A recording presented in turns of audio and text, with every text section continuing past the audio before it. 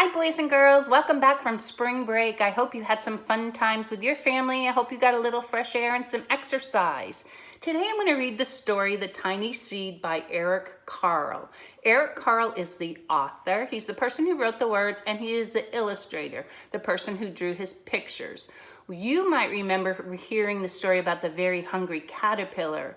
Eric Carle is the author and the illustrator of The Very Hungry Caterpillar also. He has a whole bunch of books that he has written, and I hope I get to read some more to you. But today I'm going to read The Tiny Seed, and I like this story because it tells about a seed that travels through the year, and then at the end of the story it becomes a plant. But it has a hard time getting to that place, so I want to read and see what happens to the tiny seed. So the story starts in autumn. It is autumn. A strong wind is blowing. It blows flower seeds high in the air and carries them far across the land. One of the seeds is tiny, smaller than any of the others. Will it be able to keep up with the others? And where are they going? So here at the end is the tiny seed. And we're going to follow this tiny seed through the story. One of the seeds flies higher than the others. Up, up it goes. It flies too high and the sun's hot rays burn it up. But the tiny seed sails on with the others. So here's the seed that got too close to the sun, and our tiny seed is following along at the end of the line. Another seed lands on a tall and icy mountain. The ice never melts and the seed cannot grow. The rest of the seeds fly on, but the tiny seed does not go as fast as the others. And here he is again. Now they fly over the ocean. One seed falls into the water and drowns. The others sail on with the wind, but the tiny seed does not go as high as the others. So here he is down low. One seed drifts down onto the desert. It is hot and dry, and the seed cannot grow. Now the tiny seed is flying very low, but the wind pushes it on with the others. Finally, the wind stops, and the seeds fall gently down on the ground. A bird comes by and eats one seed. The tiny seed is not eaten. It is so small that the bird does not see it. See, the tiny seed is right over here. It's kind of hard to see.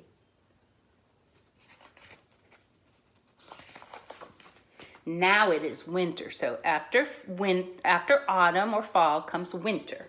Now it is winter. After their long trip, the seeds settle down. They look just as if they are going to sleep in the earth.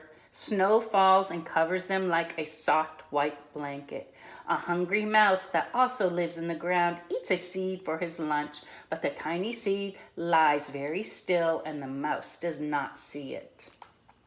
Oh, now it is spring, so winter, first autumn, then winter, then spring. Now it is spring. After a few months, the snow has melted. It really is spring.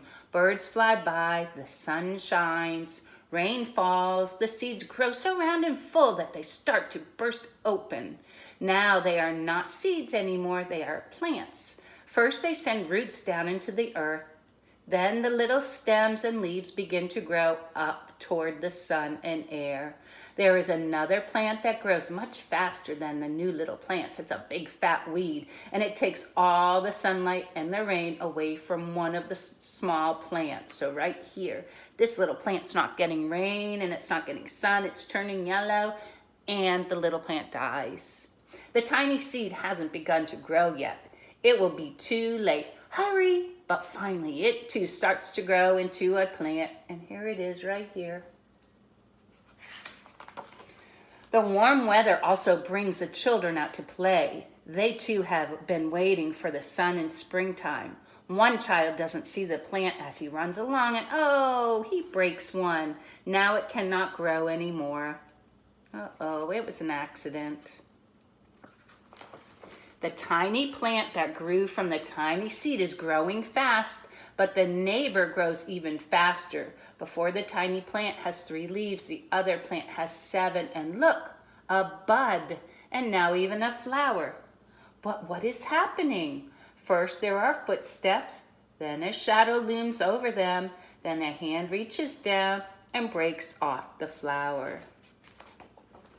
A boy has picked a flower to give to a friend. It is summer, so we started in autumn, then we went to winter, then to spring, and now it's summer. Now the tiny plant from the tiny seed is all alone. It grows on and on. It doesn't stop. The sun shines on it and the rain waters it. It has many leaves. It grows taller and taller. It is taller than the people. It is taller than the trees. It is taller than the house. And now a flower grows on it. People come from far and near to look at this flower. It is the tallest flower they have ever seen. It is a giant flower. Just imagine if you had a flower like that in your yard. A flower taller than your house. That would be crazy. All summer long, the birds and the bees and the butterflies come visiting.